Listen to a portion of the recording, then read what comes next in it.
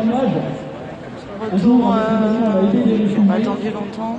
Et quand on voit une amie qui prend une petite fille qui avait même pas 2 ans dans ses bras, et que dans ma tête, je me suis dit, mais les mêmes enfants que cette petite fille, toute mignonne forcément à 2 ans, se noie en Méditerranée, franchement ça m'a bouleversé le cœur.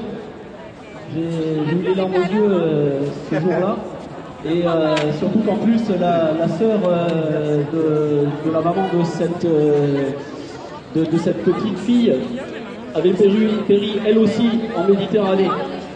Quand un acteur, une actrice meurt, c'est triste, c'est toujours triste la mort d'un humain, d'une humaine, mais on en fait toute une médiatisation extraordinaire, alors qu'il y a en moyenne, peut-être je crois, à peu près 15 à 20 personnes réfugiées qui fuient des guerres et des dictatures, qui meurent noyées dans la Méditerranée. La Méditerranée ici, que l'on voit sur les cartes postales, est en fait un véritable cimetière dans ce monde à l'envers, dans ce monde dirigé par des criminels. Voilà. Et puis, on en a marre de voir à chaque fois qu'on passe la frontière des policiers, des gendarmes qui devraient être là pour protéger les humains, les humaines. En réalité, protéger cette forteresse du grand capital qu'est la France et l'Europe, faire des contrôles aux faciès dans les trains, faire des contrôles et de l'Italie vers la France à titre humanitaire.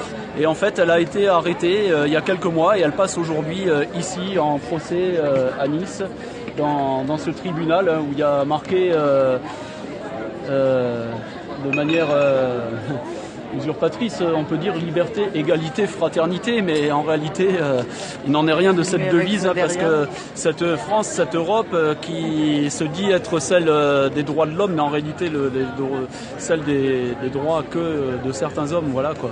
Et parce que c'est une véritable forteresse du grand capital. Si tu as plein de thunes, eh ben, tu peux passer la frontière, on te déroulera même le tapis rouge d'une certaine manière. Là, tu n'auras pas de problème avec les papiers, mais si tu viens sans rien, on te jette dehors la plupart du temps.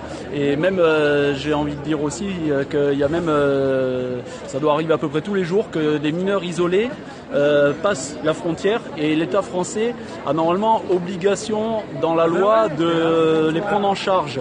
Mais ils ne sont pas pris en charge. La police, la gendarmerie ne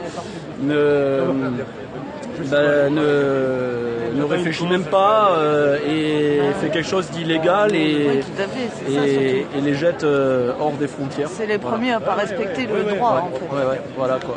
Le droit international en plus. Ouais. Donc, et français. Oui, voilà. Donc la France ne respecte même pas sa propre loi. Voilà. Et en parlant de loi, comme je disais tout à l'heure quand j'ai pris la parole, que ce soit légal ou illégal, on assumera, on sera toujours solidaire des réfugiés, parce qu'on ne peut pas laisser des humains dans la détresse, des humains, des humaines. On assume et on le fera toujours. Et c'est pas leurs tribunaux, c'est pas leur prison, c'est pas leur répression, c'est pas leur police qui nous arrêteront. Voilà.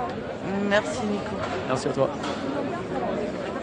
Bon ben voilà, vous avez entendu. T'es toujours là toi? Bon ben je vais couper, il n'y a plus personne qui parle, peut-être que je reprendrai plus tard. Allez. Peut-être à tout à l'heure toi. Essaye de partager, hein, parce qu'il n'y a que toi sur le péri là, ça craint. Allez, bisous, à plus.